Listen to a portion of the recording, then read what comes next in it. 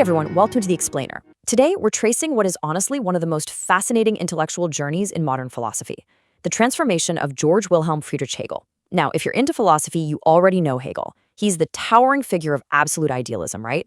The guy whose incredibly complex systems literally shaped the course of history. But here's the thing, he definitely didn't start out that way.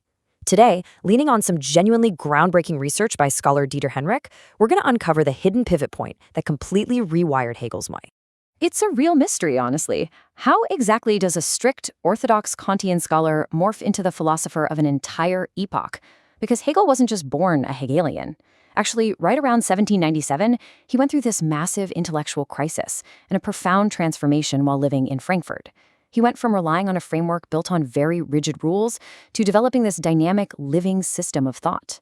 And to really grasp how that happened, we need to zoom in on the intellectual collisions taking place in that specific time and place. And that brings us to the core thesis we'll be exploring today, championed by Dieter Henrich. Henrich argues that Hegel's time in Frankfurt was the exact moment he realized that absolute reflection must lead not to a subjective I, but to a unified totality of life and reason. That is the golden thread we're following today. We're going to see exactly how Hegel arrived at that monumental realization, step by step. Section 1. Hegel, the decided Kantian. Okay, so the year is 1797. When Hegel first arrived in Frankfurt, he wasn't the speculative system builder yet. He was absolutely all in on the Kantian revolution. He truly believed that renewing the German people meant strictly applying Immanuel Kant's principles. At this stage, the young Hegel was basically using Kantian tools to try and solve social problems, specifically focusing on religion. He drew this really sharp line between subjective religion, which he loved because it was rooted in Kantian moral autonomy, and institutional religion, which he heavily criticized for its rigid positivity, meaning its reliance on external, unquestionable authority. He figured applying Kant's moral law was the ultimate fix for society, but as we'll see, he was about to hit a major theoretical dead end. Section 2. Hölderlin's critical impulse. So, the real inciting incident of our story is a reunion. While in Frankfurt, Hegel reconnects with a brilliant old friend from his seminary days, the poet and philosopher Friedrich Hölderlin.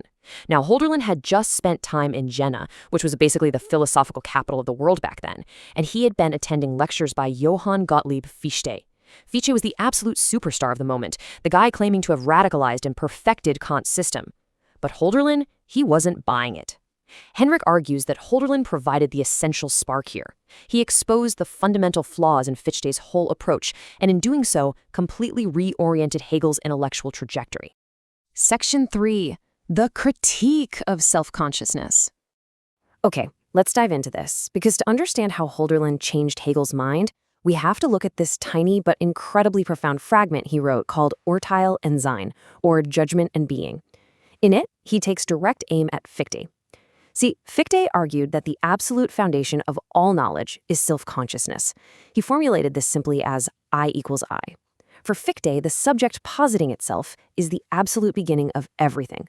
Literally nothing can be more fundamental than the thinking mind being completely aware of itself.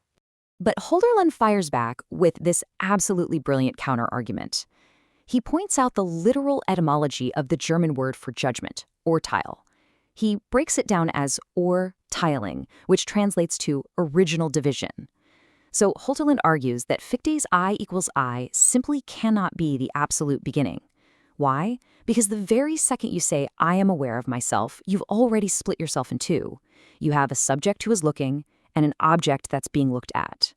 Self-consciousness inherently implies a division. Therefore, it just can't be the absolute unbroken foundation of reality. Section 4. Being, love, and unification. So if self-consciousness is already this divided state, what's underneath it? What is the actual foundation? Let's walk through Hölderlin's logic here, which Hegel was quick to absorb. Step 1. We recognize that conscious judgment inherently splits the subject and the object. Step 2. Hölderlin posits that this division actually presupposes a deeper prior unity that he called being, or Seyn. This being is an original unity that we lose the moment we start reflecting on things, but it remains the ultimate horizon of all conscious life. And step 3, the real goal of human existence isn't just to blindly follow a moral law. It's to achieve a state of unification, Vereinigung, basically returning to that harmonious state of being. This was huge for Hegel. He realized that just applying Kantian moral duty to society was a complete dead end because it totally ignored this deeper, pre-reflective orientation of life. So his first move was to adopt the concept of love as a philosophical term to describe this unification.